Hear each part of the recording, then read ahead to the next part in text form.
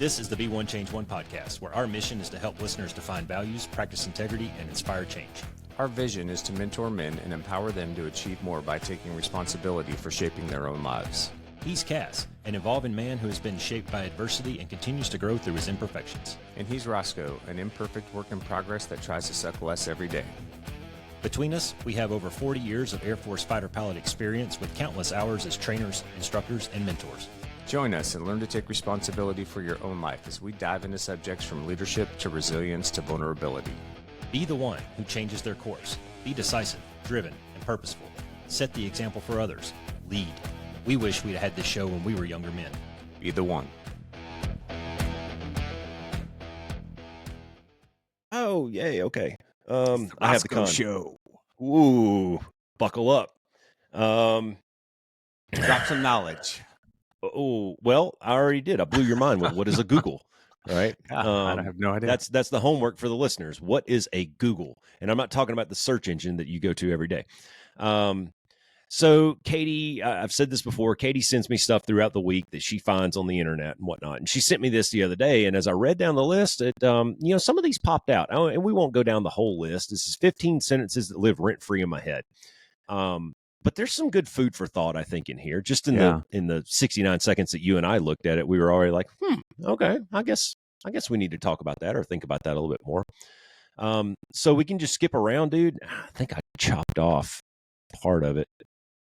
Or maybe I cropped it weird, but I only have 14 on my page. Do you have 14 on yours? Or I 15? do have 14. Yeah. I have 14. Okay. Well, we'll call it the 14 sentences that, hey, this is flexibility, guys, on the Be One Change One podcast. That's We're flexible. Right. We're adapting here. So let's just go right into, let's start at the bottom. This will be kind of fun. You can't have a new reality with an old mentality. 100%. And I think that this is something that we just, it sounds like a drum that we're just constantly beating, right? In order to get to a different place in your life, you have to do different things, right? You essentially have two choices. You have stay where I'm at and wish that I had a better life, or do the shit to get the better life. Yeah. That's it. Yeah. I mean, it's fucking, it's a 1 or a 0, man. And there's not a lot of gray area. Yeah. But I think I think that can be really difficult, right? Because you may have this idea of what you want, but changing mentality can be very difficult to do, And I think that there's more to changing your mentality than just going, well, I'm going to make a better decision next time, or I'm going to start doing this, right? It really starts with self-inspection. Like, you've got to drill down and figure out what the fuck is going on with you first. You've got to figure out what these things are that make you tick, what these things are that are the obstacles in your life, what these patterns are that you may have in your life that are in your way, that are causing you to stay in what this old reality is instead of moving forward into the new one, right? Because it does come back to mentality, and you may have these old stories about yourself that you believe, and you don't even recognize that they're there.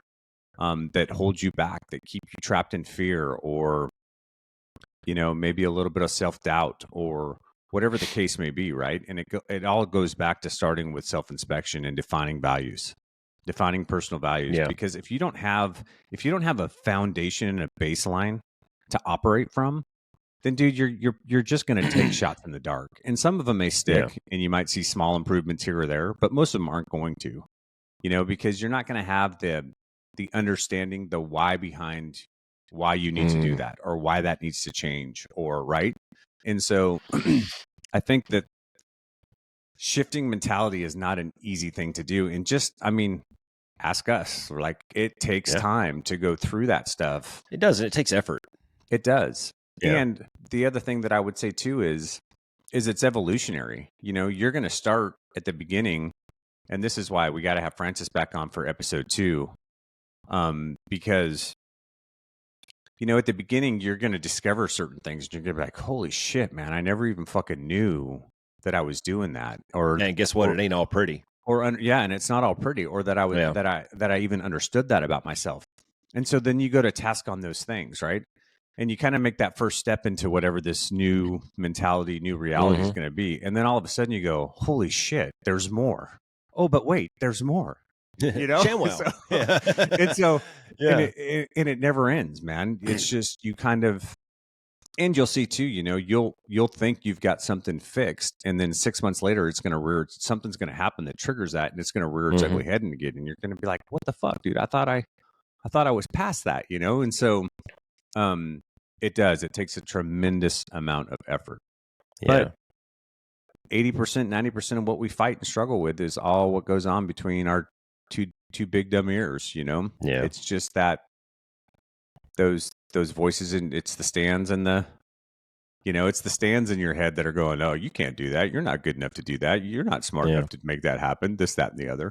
That's why I think Jana's interview was so powerful, because when you think about some of the positions that she moved into with no background at all, no real knowledge base to start or operate from,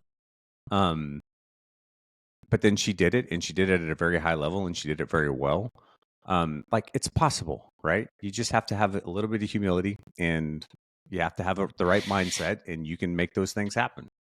Well, and you got to try new shit, you know, and sometimes, sometimes you have to take an opportunity, and you don't really know what's behind the door. That's right. If you're faced with a fork in the road, and one of them leads into a scary forest, and one of them leads into a nice meadow, dude, the scary forest might offer you more, once you work your way through it. And I know that I've got examples in my life of, I don't always know what's going to happen if I do this. I'm just kind of jumping off the cliff here, and it might be a soft landing. It might be a really hard landing. Either way, I'm going to learn something from it. And I think that that's a mentality that, that's hard to develop for a lot of people, because comfort kills. You get so comfortable in what it is you're doing day to day, and a lot of that too, and I don't want to discount this, a lot of it is just the routine of life. And we've all been there, man. Like, when you got little kids, man, dude, it's lather and you're just keeping up, man. I mean, it really is. It's so hard when you've got a house full of kids, and they all have commitments, and you have commitments, and both you guys are working at the same time, and that's fucking difficult. And a lot of times you're just living meal to meal and shit to shit, and that's hard. And I don't want to discount that. I will say, though, that there is power in trying new things, and it's not always going to be success. Not every upstart is going to be a multi-billion-dollar company. Sometimes you're going to fail and fall flat on your face, but you learn lessons from it that you can apply to another one. And for me personally, dude, I've sort of found it a little bit addicting, that, trying new shit.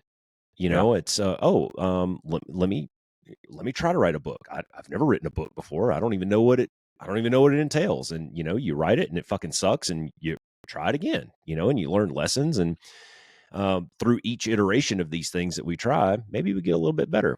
That's right. But along with that, though, it's not just the trying new things, it's that shift in mentality that goes along with it, where you kind of learn, hey, it's okay. It doesn't have to always be scary and daunting. It can be liberating. It can be enlightening in a lot of cases. So you can't have a new reality with an old mentality. And that mentality that you have of, there's safety in sitting on the couch and watching TV. Yeah. Yes, that's true. There is safety in sitting on the couch and watching TV, but that's not going to change your reality. Somebody used to tell me, shit in one hand and wanting the other one, see which fills up faster. Yeah. Wanting things isn't going to get you there. Well, and if we're honest too, right? Like, it's scary and it's uncomfortable to put yourself out there. It is. I'm an introvert, dude. I remember very clearly, when you and I first started talking about this, one of the first questions you asked me was, "Are you ready to be out there?" Yeah. I was like, "Fuck," because it's different, right? Yeah, like, I don't know, am I? Yeah. I had to think about that for a second. So, are you ready for emails from random strangers asking you questions, randos, and critiquing what you have to say and shit like that? Criticism, sure. Yeah. But again, right? It's, where do we want to be? What's the impact we want to have? What's the influence we want to have? What aligns with our own personal value system? How do we want to contribute? How do we want to give back? Right? You just have to step into those opportunities sometimes and see where they go. Well, okay. And I know we've used this example before, but let's say that you're a young married couple and you want to buy a house, right? First of all, you have to set a goal. and you have to start working backwards from there. But if you're the married couple who is going on a cruise every quarter of the year and going out on Friday and Saturdays to dinner and a movie, that might not align with your goal of buying the house, right? Those two things, you might need that income that you're spending on these other things. And so you're going to have to change your mentality. Like, you're going to have to make a couple of sacrifices here, and maybe don't go on a cruise every quarter, save that money. And in a couple of years, you have enough for down payment and buy a house. Yeah. That's a mentality shift, right? That's going to get you the new reality that you want. Yeah, potentially. Or to play devil's advocate, maybe you're not very self-aware of what's really important to you. Maybe it's not having a house. Maybe that travel aspect and that travel component is more important to the vitality of your relationship and what you guys really value and treasure. Yeah. And so maybe renting a house and being able to have the money to do those things is what's more value added to you, right? But if you don't have self-awareness around that stuff, and you're just, because like the buying the house thing, not to say that this is what you're saying, but the American dream, buy a house, own a house, right? Well, that might not be for everybody.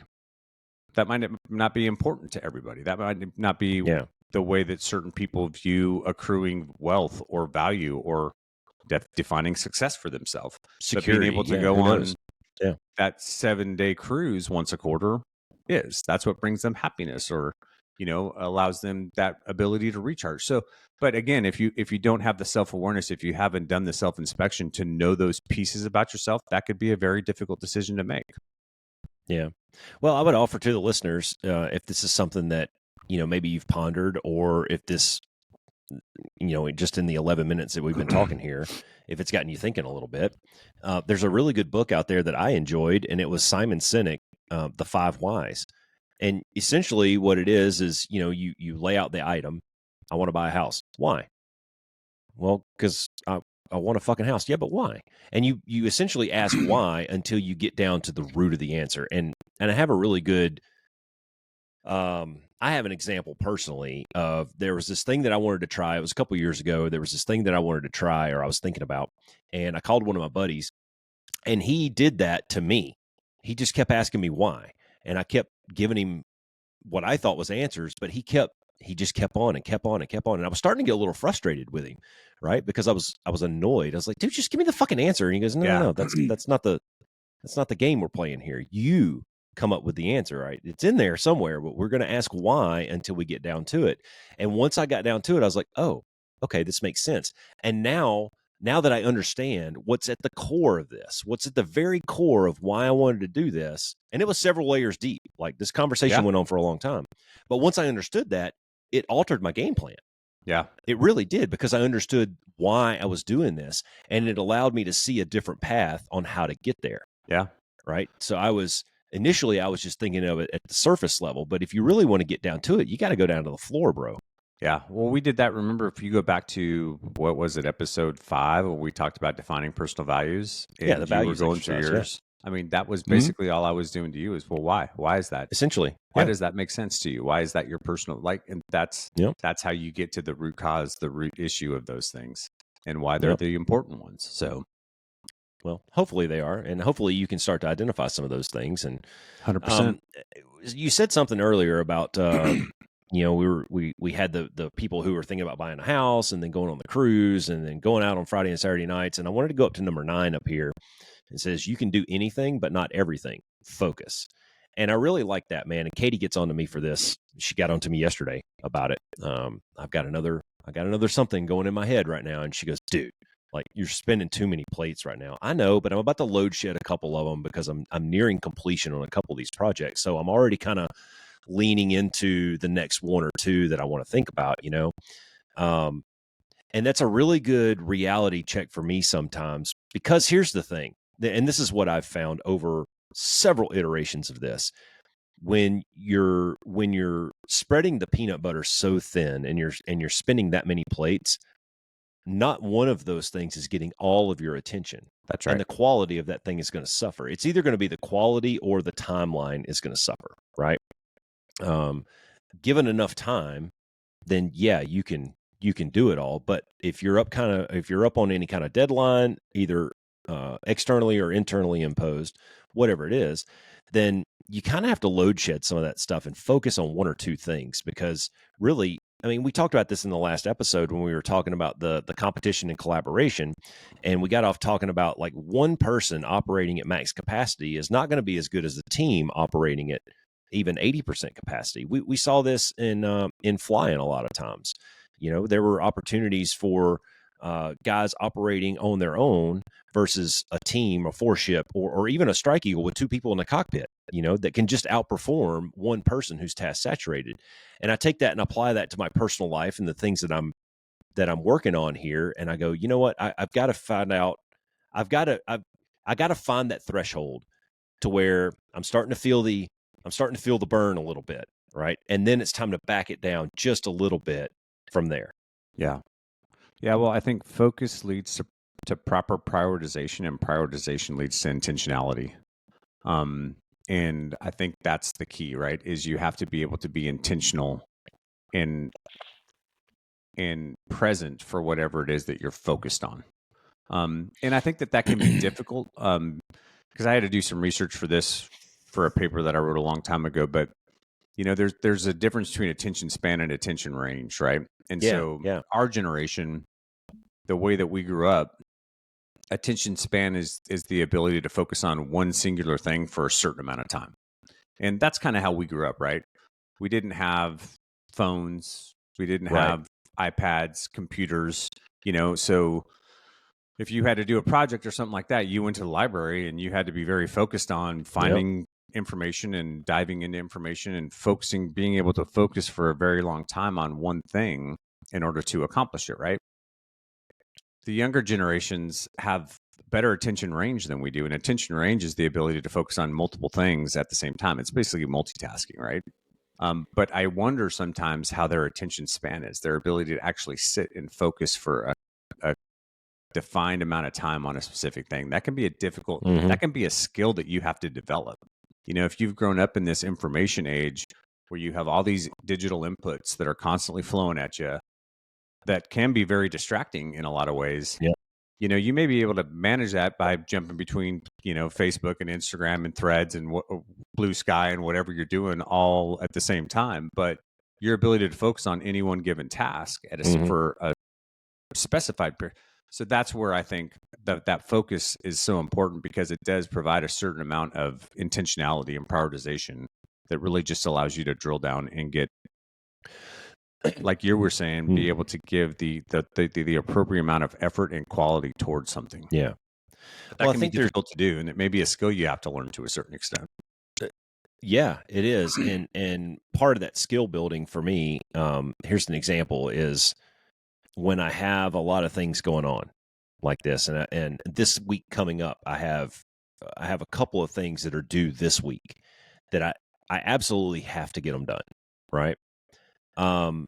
Yesterday morning I got up, and my normal Saturday morning routine is cup of coffee, get my book, and just chill for like an hour, right? I just want to read my book, drink my coffee, enjoy the nice quiet space of the house. But I found myself yesterday, I'd read a sentence and then this thought would pop in my head about this project that I'm working on. Fuck, just shut the fuck up. And I'd go back and I'd read, and then the next paragraph, another thought would pop in about this other project that I'm working on. And I'd find myself for 10, 15 seconds at a time going off and thinking, oh, okay, I need to do this. This is what that PowerPoint slide should look like. Oh, I need to add that in here. Fuck, focus on my book, you know? And that is an example of my brain is just way too cluttered right now. What I should have done is I should have went out and went for a long run.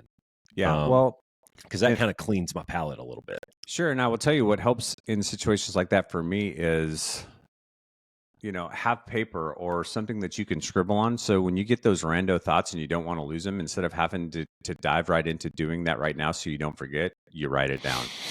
And then you can come back, it gets captured somewhere, right? And then you're not sitting there 2 hours later going, God damn it, what was I thinking about that I needed to get done?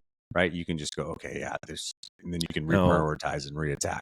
But see, there's a trap there, and this is the trap that I fall into. And it's if I do that, then I end up going down this tangent, thinking about that thing that I just wrote down, and go like, oh, well, if I did that, then I need to do this, and here's what it would look like, and I start to visualize it and shit. And before you know it, 30 minutes have gone by, and I haven't read my book, which is the whole reason I got up early this morning, was to have my coffee and read my book.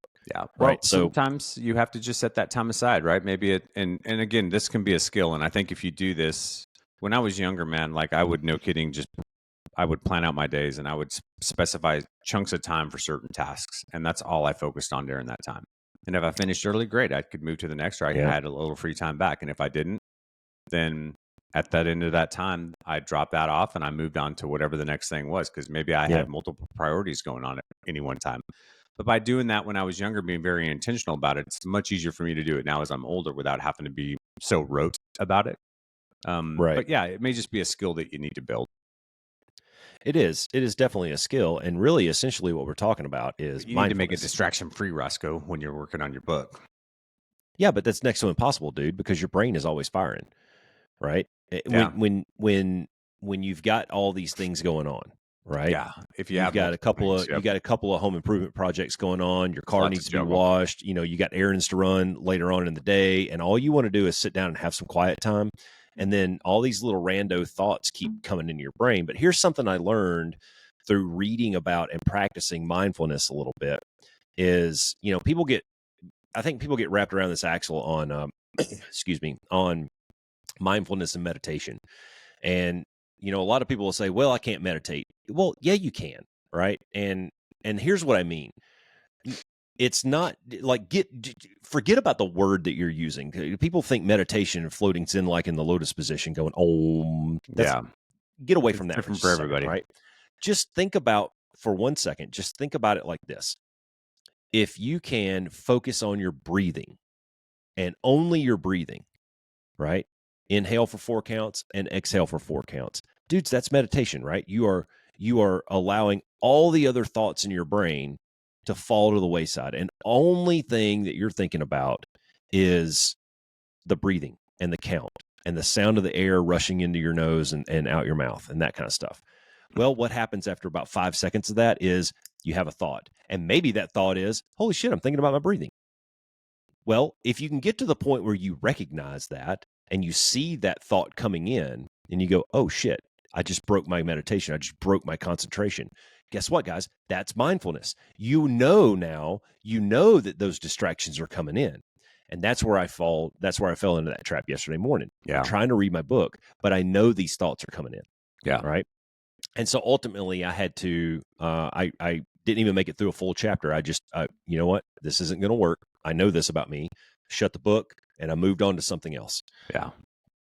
And there are ways that you can, what I call cleanse the palate, right? And for me, one of those is go for a jog. Yeah. Go for a long walk and put on an audiobook. Yep. Right. And I pick a series or a book or whatever that's entertaining. And I just kind of go, you know, and stop thinking about whatever it is, that thing that's like really, you know, got me anxious for the moment. Yeah. And sometimes, like you've talked about before in your writing process, sometimes putting it down and coming back to it later helps, right? Just going, especially if you get stuck, right? Just put it down, put it away. Don't think about it. Come back, you get fresh, have a different outlook, and then you can reattack. So, but here's the problem: self-awareness and understanding those things about yourself as well. Yeah, well, there's a problem with that too, and this is where Roscoe fucks this up. Go back to number 9, where I was talking about you can do anything but not everything. Focus, right? Well, when you got 3 or 4 works in progress at the same time, and you go, well, I'm just going to work on this one for a little while, and then I'll shelve it for a little bit. Okay, that's great, but what do? You pick up the next one, and you start working on that one, and then you shelve it, you pick up the next one. Yeah. You know, and it's kind of this cycle of about every 30 days, you're shelving it and you're forgetting about that one, but then you're working on this other one. So it's like a constant fucking thing going on. Yep. And then, I got 2 that are coming up near completion. Guess what? I'm thinking about the next one already. Yeah. And maybe the one after that. I don't know. Yeah.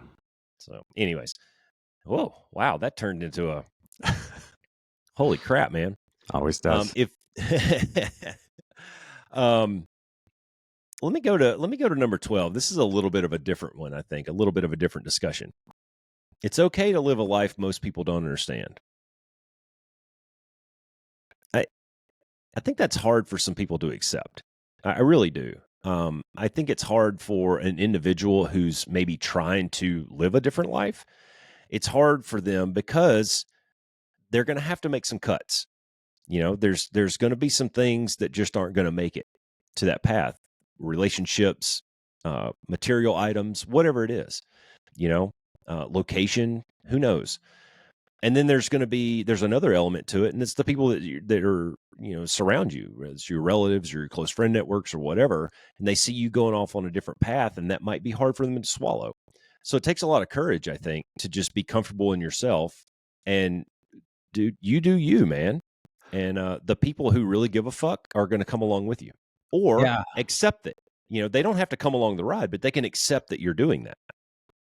Yeah. Well, if you're afraid of change, then don't do self-inspection or self-awareness, right? Because here's the bottom line is if you start this process in this journey, things are going to change.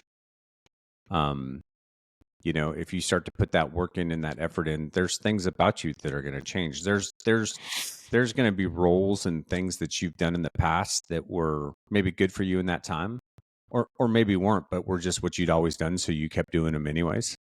Mm-hmm. And when you start to recognize maybe how you want to shift some of those things for yourself, it's going to affect change. It's going to affect change in the relationships you have. It's going to affect change in the routines you have, in the environments that you used to spend time in. Yeah. And that can lead to some backlash, right? That can lead to some people questioning you, or maybe not understanding why you're starting to do some of the things that you're starting to do now, or focusing your efforts and your energy and your time in other places. And that can lead to friendships changing and, all kinds of different things. But to go along with what you were saying, Roscoe, it's okay if people don't understand, because it's not about them, right? It's about you. It's kind of like going back to 14. It's about you changing your mentality to create that new reality that you want for yourself. Yeah. And that can be a bit of a painful process, right? There may be relationships that have to be let go of. There may be some reconciliation that needs to happen between you and other people, or, big changes, like you were saying, location, or it could be a myriad of a bunch of different things, right? Yeah. But at the end of the day, if that's what's best for you on your journey to get to where you want to be and to create what that new reality is for yourself, then so be it. You don't need people to understand why you do what you do, and if they don't want to understand why you do what you do, then you probably don't need them in that circle, right? Like, well, if they're you're not also gonna under no obligation to explain it to them. No, you're not. You're not obligated to do that. And that's probably a trap that a lot of people feel like they're getting pulled into, is they feel this need to explain everything to everyone around them. No, you don't necessarily have to do that. Yeah. There are going to be some questions probably at some point, Sure. and then that's up to you whether or not you answer them or how you answer them. But I'll give you an example, man. There was there was a period of time about a year ago where I was starting to think about this this project that I wanted to do, and I knew it was going to mean a certain amount of sitting here at my desk, doing things on my computer, quite a lot of time. And I took a look at my room back here in my environment, and I knew that there was going to have to be some changes. And I wasn't terribly happy about it, because I liked the setup that I had. It afforded me a lot of comfort and flexibility. But at the end of the day, to enable the project that I really wanted to try, and kind of go back to that trying new shit, right? I mean, to make an omelet, you got to break some eggs. Yeah. You know what I'm saying? And it wasn't super comfortable at first, but I was like, you know what? I'm going to have to make a little bit of sacrifices. And it kind of goes to what you were just saying earlier, man. Like, if you're going to try some of these things, if you're going to do some of these things that we're throwing out there into the universe, you're going to have to change your location. You're going to have to change your environment. Potentially, you might have to get rid of some material objects that you are really attached to. And I had to reorganize things back here, and it kind of fucked up my feng shui a little bit for a little while, but I figured it out.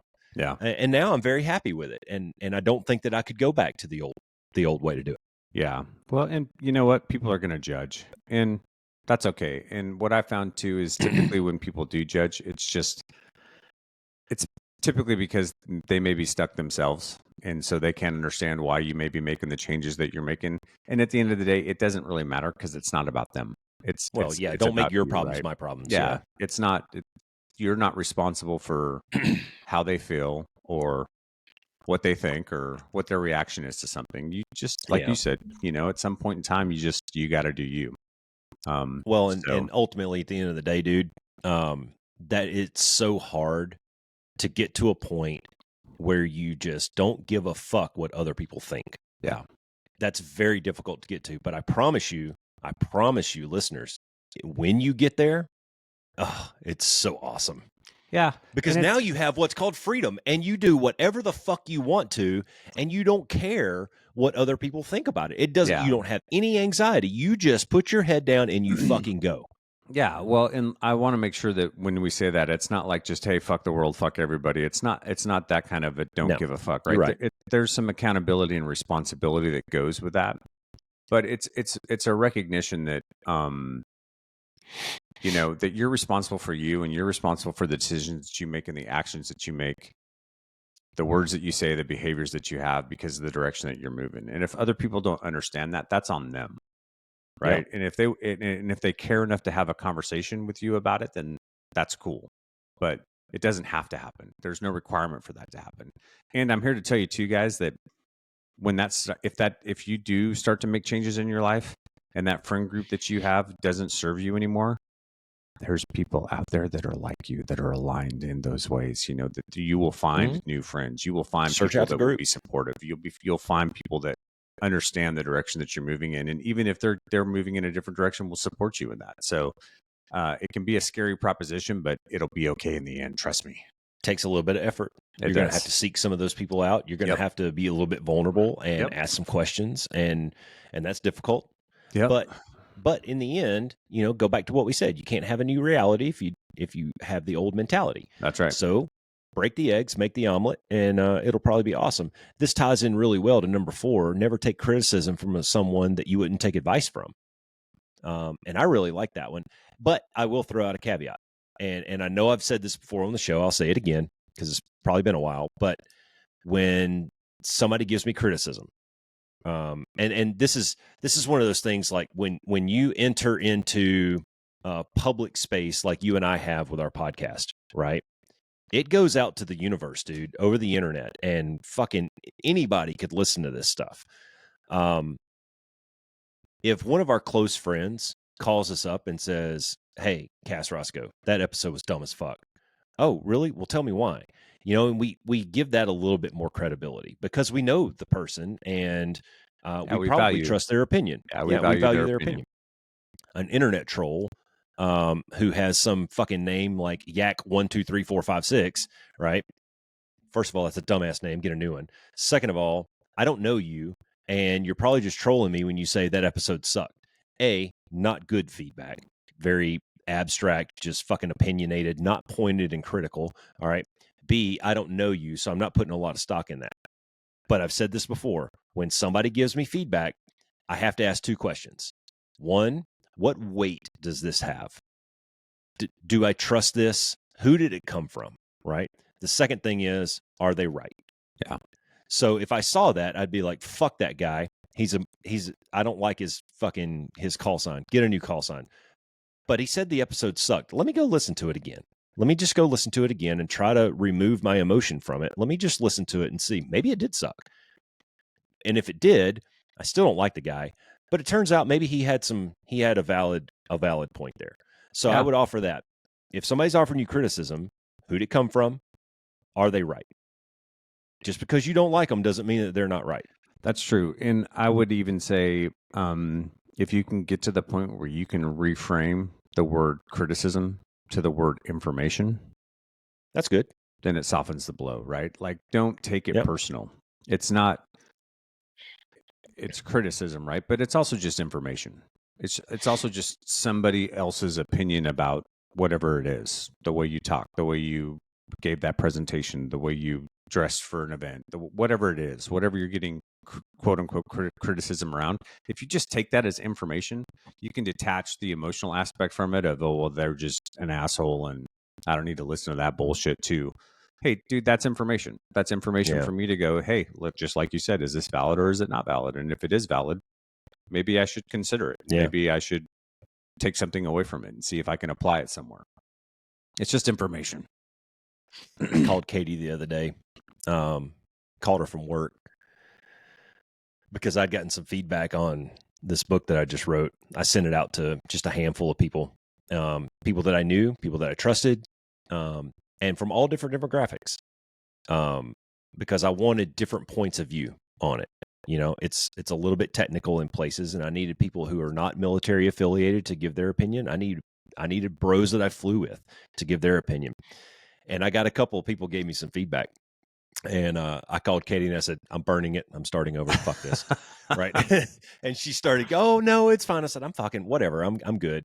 But just because you ask for the feedback and you trust the person that's giving you the feedback doesn't mean it sucks. Yeah. Or it doesn't suck when you get the feedback. Because a couple of them were like, hey, dude, like, go revisit this. Yeah. You know, and I did, and it was okay. And I saw kind of what they were talking about. So just be careful with that, who you ask feedback from. Just because, like, if I asked you for feedback on something and you gave it to me, I value your opinion. I know you're intelligent, and I know that you would actually give it due diligence. But that doesn't mean that it's not going to suck when I read, hey, Roscoe, this fucking sucked. Yeah. Jesus, man, it's a dagger. Sure. Yeah. Absolutely, man. Yeah. I think that's good, man. Like, yeah. It's just information. And you still get the choice of whether or not you accept that information as valid or if you make any changes around it. Well, and you know, that's the thing is, and I've had people ask me to give them feedback on projects that they've done. And, you know, I spent an entire Sunday one day reading a guy's book, and I marked it up pretty good. And when I emailed it to him, I was like, hey, I remember remember you asked for this, and I sent it back to him. He didn't talk to me for a couple of weeks, but then he finally called me back and goes, okay, dude, that was good. You know? Yeah. Because it sucks. Nobody likes to hear that their shit sucks. Right. Yeah. Hey, let's skip down to number 8. I think this is a really good one, man. To live a life most people don't, you must be willing to do what most people won't. And I like that they used the word won't there, because won't implies that you have a choice. That's right. Right? It's not can't. Can't is a little bit more of a maybe you have some sort of limitation that's not allowing you to do this. Maybe you have a disability that won't allow you to run a 10K.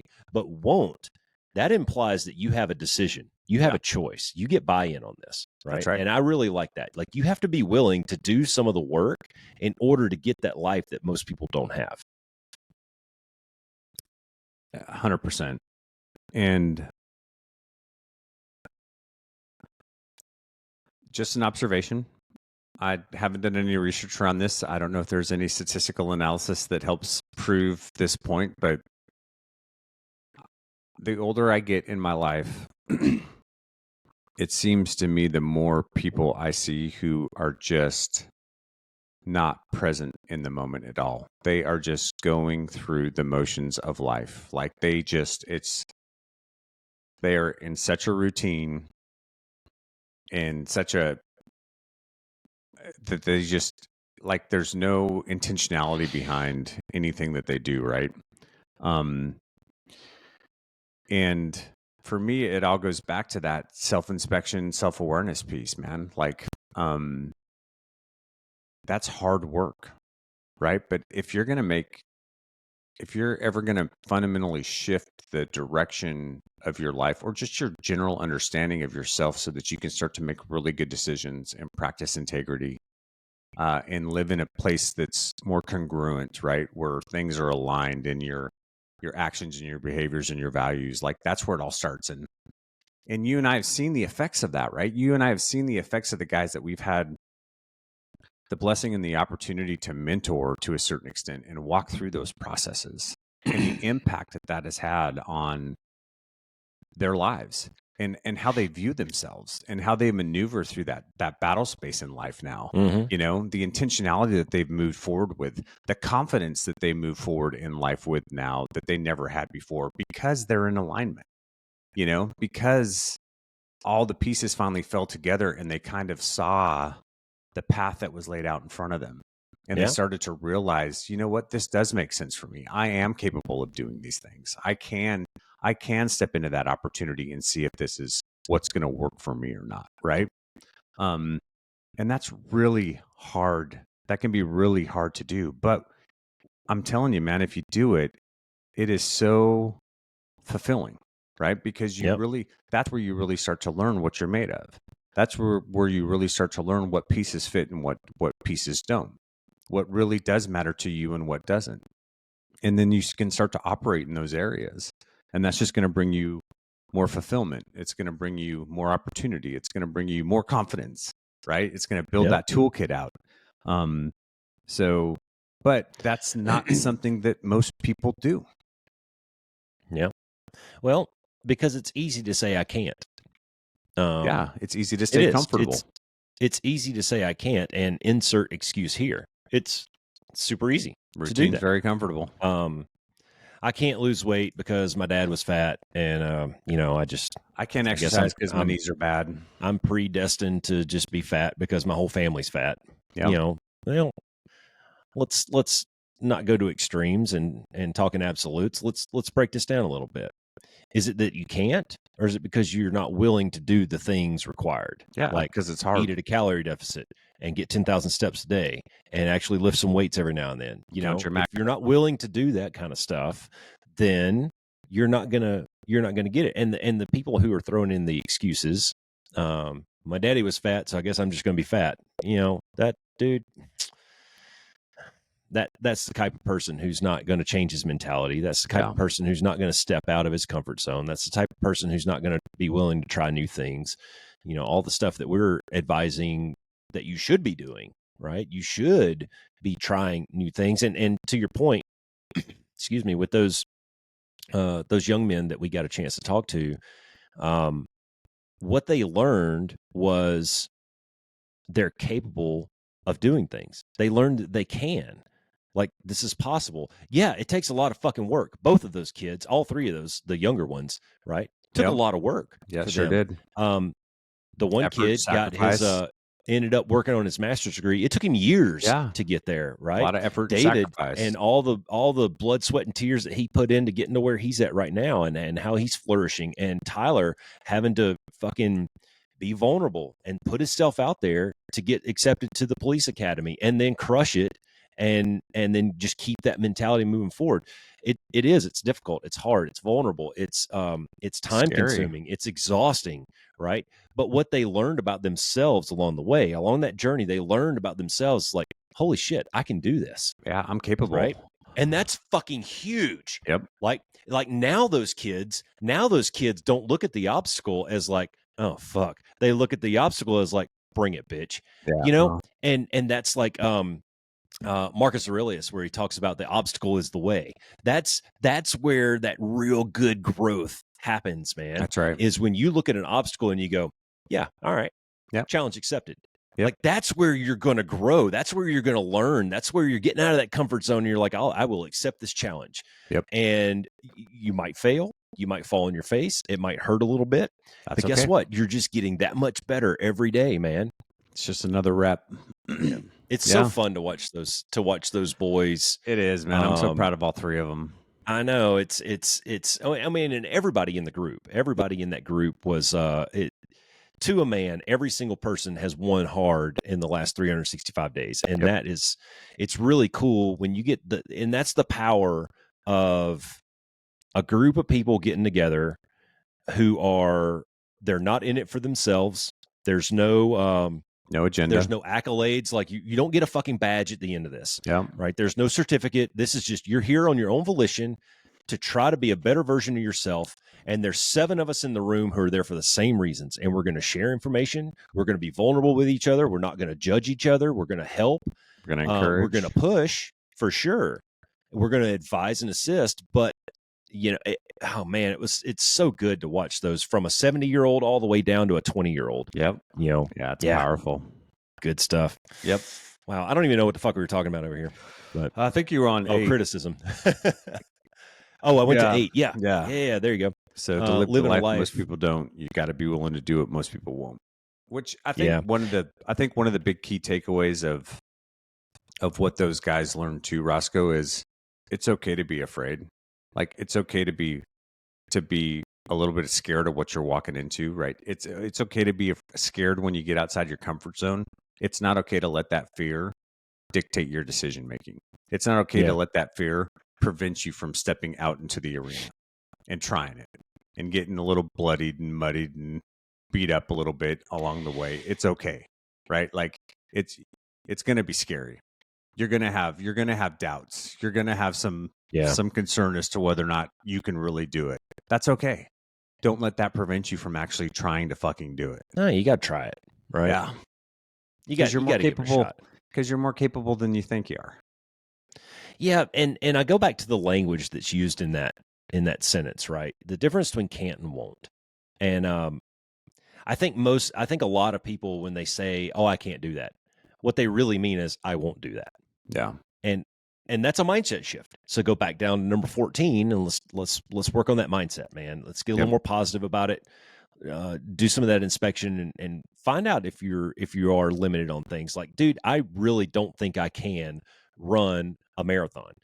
I just don't think I would survive it. My knees are kind of fucked right now. With the proper amount of training, maybe.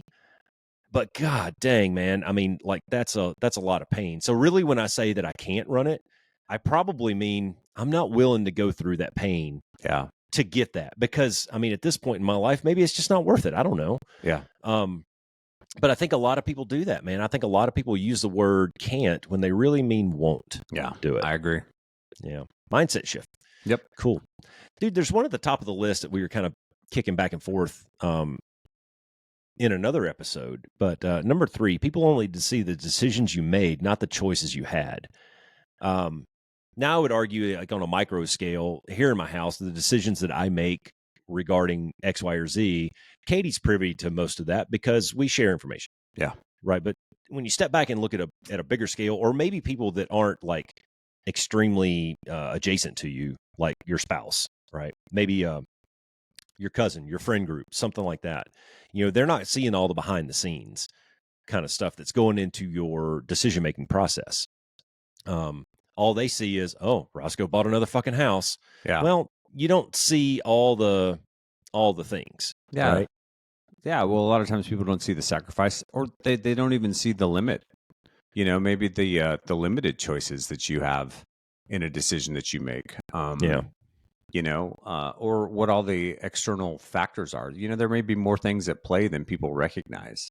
You know, and that's something that you deal a lot with in,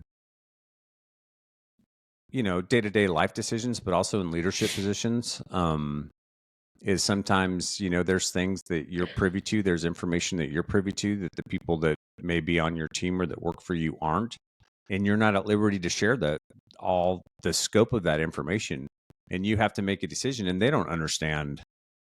They see the decision, you know, and they react to the decision that was made, but they don't necessarily understand what the options were that you had before you, and you may not be at liberty to really discuss those things with them, you know, because of other external factors that they're not aware of. So, yeah. But at the end of the day, I think in situations like that, the best you can do is, again, try to be congruent and align those decisions with, you know, if it's an individual thing, your own personal value system. If it's a leadership thing, the organizational stuff that you've set forward, and make the best decision that you can, you know, and then, you know, if people are going to judge you for that, that's part of life. There's nothing you can do with that or do about that. But I will tell you that it's easier to deal with that judgment sometimes if you know you're congruent in that decision-making process, or if, you know what the information was in front of you. And if you are congruent in how you got to that determination, and you're in alignment around that, it's a little bit easier, I think, to deal with maybe some of the, bickering or the things that are being said behind your back kind of stuff than it is if you know you weren't congruent or were out of alignment in that decision-making process. Also, all good points. Also, I would go back to number 12. It's okay to live a life that most people don't understand. Yeah. And I say, fuck them. Like, you're under no obligation to explain this shit to them. You make the best decision that you can with the information that you have, and you move forward. No, but but here's an example, right? Like, I think that situation comes up where I'm afforded an opportunity to move to another location with my job, maybe. All right, and Katie and I kick it around. We talk about it. We pros and cons it, and we make that decision. We're not letting every single person in on the behind the scenes of all that. All they're going to see is the moving truck show up, and we're leaving town. And there's going to be a lot of people that are talking about, well, why the fuck did Roscoe and Katie move? Did they get fired? What's going on? Do they not like us anymore? No. My point in saying that is it's okay for you to do you. It's okay for you to branch out and do whatever the fuck you want to do, so long as you're doing the things that you were talking about. If you're in alignment with your values and you're making the best decision that you can for you and your family, then I say do it, man. And anybody who's going to judge you on the side, they probably want your best friend anyway, and they don't get a vote. Yeah. And that goes back to accepting criticism and advice from people. Yeah, I think that's true on an individual level. I think it becomes a little more nuanced, maybe in a leadership level in an organization or something like that, because there may be fallout from that decision that you have to try to mitigate to a certain extent if you can. Especially that example that we were talking about. Yeah, go ahead. No, go ahead. No, that example that we were talking about a couple hours ago with the whole COVID thing and how that worked out. Oh yeah, there were a lot of decisions made around there, and we armchair quarterback it and we Monday morning quarterback it. But in the moment, there was so much misinformation and unknowns floating around that, and somebody's got to make a fucking choice. Somebody's got to do something, right? We can't just descend into anarchy. We have to have some left and right boundaries. We have to do something, right? Yeah. And unfortunately, some of those didn't work out. Some of them did. Yeah. So anyways, yeah, I think it can be difficult, but I think, again, just finding ways to stay congruent and then to try to take care of people the best you can in like an organizational perspective is the best way to go about it. Yeah. Well, because dude, like if go ahead. The thing that comes up to me is when we were in the squadron and we had the midair and kind of the fallout from some of that, right? That was a very, I had like 36 hours to make a decision. That was kind of my window. So I was a little compressed for time, and I had really 4 different competing arguments. I had the RSAF argument, I had the squadron, I had the USAF, and I had the reservists. And everybody had a different opinion. And then I've got to think about the individual. And then I also have to think about, it was one of those situations where, is this the sword that I'm going to fall on? Right? Yeah. And the credibility that I had built with RSAF leadership back in Singapore.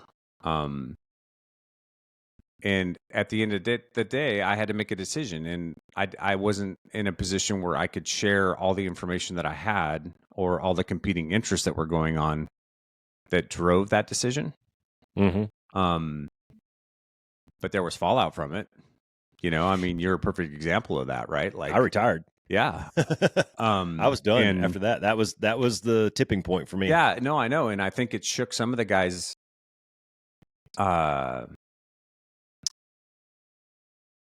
trust to a certain extent and my ability to protect. Yeah. Because of the nuanced situation that we're in where, we're a US squadron, but we're flying RSAF equipment and all of these things. So that was tough. Yeah. Leadership is well, not only leadership, decision making is messy. Yeah, it can be sometimes. And a lot of times a lot of times you have to make the best decision that you can with the information that you have, knowing that that information is either incomplete or slightly inaccurate. Yeah. But it's what you got to go on, Yep. and it's almost like you're guessing in Yeah. a lot of ways. And we have that term called educated guess. Well, I mean, that's really a lot of times that's what it comes down to, man. It's like, I've got a couple of pointers here. I got a couple of data points, but based on my experience and my level of knowledge, I'm going to guess we need to go this way. Well, and like here, like just, I don't know if we've ever like fully talked about that whole situation, but like here's some of the competing information I have, right? So I've got the BD checks what fucked it all up, but honestly, that's what made it me not be able to continue to fight for that individual. But I've got the RSAF at that point that wants to kick out every reservist in the squadron, period. Dot. No more reservists, which isn't going to work for that program. I've got the OG and the wing commander going, the only way we can protect him from fallout from a safety investigation on the RSAF side is to put him in a different squadron. Because of how we have to play the game between RSAF, USAF. I've got the reservists going, if you move him, we're fucking pulling everybody out anyways, I mean, I've got all these individual things going on, and I'm just like, Jesus fucking Christ, right? Then I got to worry about what it's going to do to the morale in the squadron.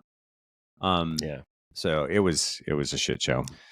Yeah, that was a bad situation. That was a bad, and then on top of it, like the part of the tipping point for me too was the OG was like, because the individual in question was also worked on the civilian side. And they're like, hey, if there's something that comes out in the safety report, we don't have to report. But if it somehow got back to FAA and somebody was found at fault, like that could affect.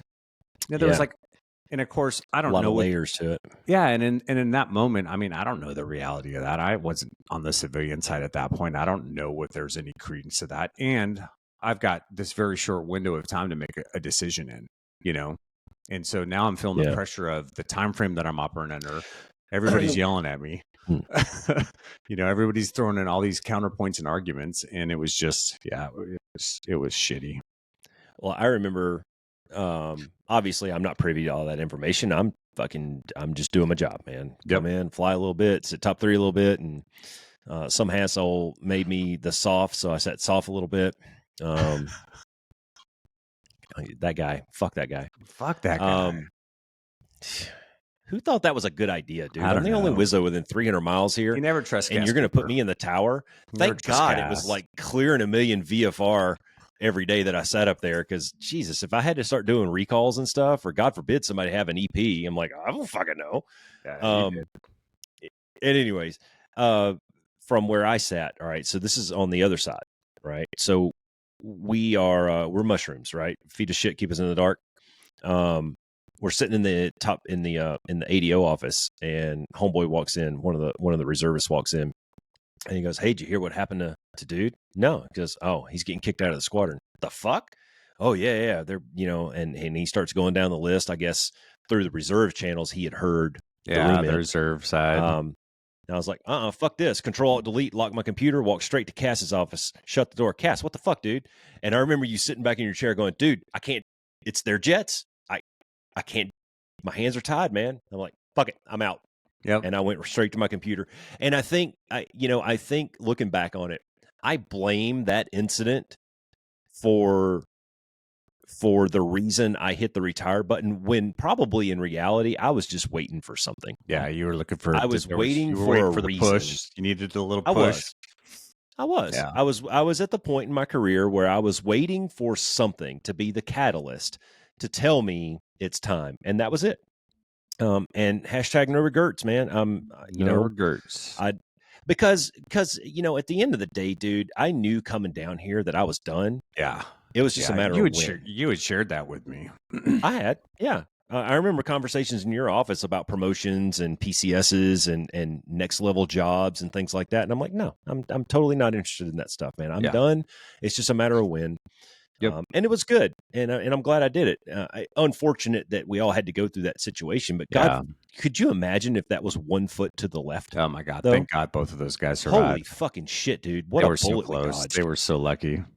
Golly, So lucky. holy crap, man. Dude, what's next on the list? Summarize what we've talked about in the last hour here. I think you can probably do it in one sentence. And you say it all the time. Get out of your comfort zone. Yeah. Try new things. Get in the arena. Yeah. You know, you're not gonna. I was gonna bring up. What was the one I was gonna bring up?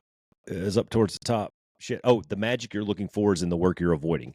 That was the one I was gonna close on, and it's everything that we've already talked about, right?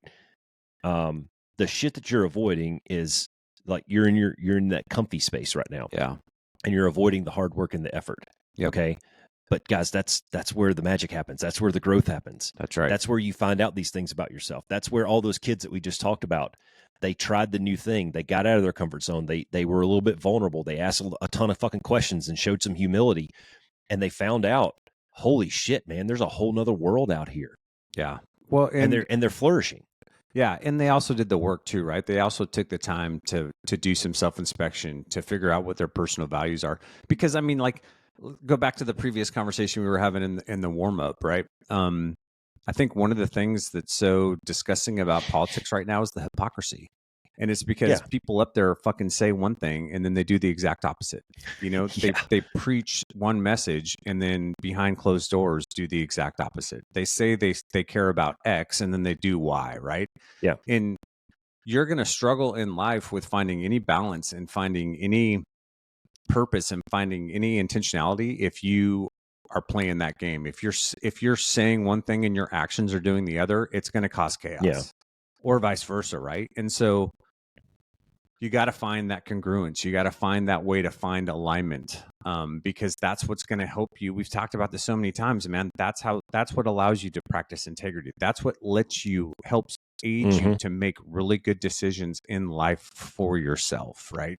And then on top of that, having that courage over comfort, getting into the arena, stepping out into opportunity, trying new things. That's what's going to lead you into what you're looking for. Yeah. And, you know, just a pile on a little bit about the politics of it all. And I don't care what side of the aisle you're on. I really don't. They all fucking suck. Because here, at the end of the day, they only have their job because we vote for them. Yeah. That's it. And so, yeah, they're going to tell you what they think you want to hear to get the vote. And then they're going to do what the fuck they want anyway. And every day, there's examples of that are flowing out there. And I'll leave you with this. This will be my parting shot. We're not politicians, dude. Our livelihood is not dependent on telling people a bunch of bullshit. Yeah. Right? What we need to do at an individual level, the best thing that we can all do is be honest and true to ourselves and walk that path. That's right. And it goes back to what we were talking about, I think, in the previous episode about your circle. Okay. And the way that you carry yourself and your level of personal excellence is what's going to affect and influence the people around you to elevate their game. And if everybody did that, then those motherfuckers up there that are trying to sell us votes, they wouldn't have a choice but to get on the path with us, because everybody would see through their bullshit. That's right. Right. And so it comes down to us. It comes down to us as at an individual level to hold ourselves accountable and walk that fucking line. Yep. Have some accountability and responsibility. Boom. Mic drop. There you go. Be the change. What you got, man? All right. Well, fuck, be the one then. All right. Thanks for flying with the Be One Change One podcast. If you got something out of this show, then be the one and share it in your circles of influence. You can be our wingman through our website at www.b1change1.com. That's B and the number 1, change and the number 1.com. We invite you to be the one and join our fighter squadron on social media at B1Change1 on Facebook, YouTube, and Twitter. You can follow us at Paul Roscoe White on Facebook, Instagram, and LinkedIn, as well as Roscoe's website, www.paulroscoewhite.com. You can email us from the website, and please leave comments, share, and ask questions, or leave ideas of things you would like to discuss on future podcasts. Most importantly, be the one that helps us win the algorithm by leaving a review on whatever platform you're listening on. Thanks for joining. Until next time, be the one.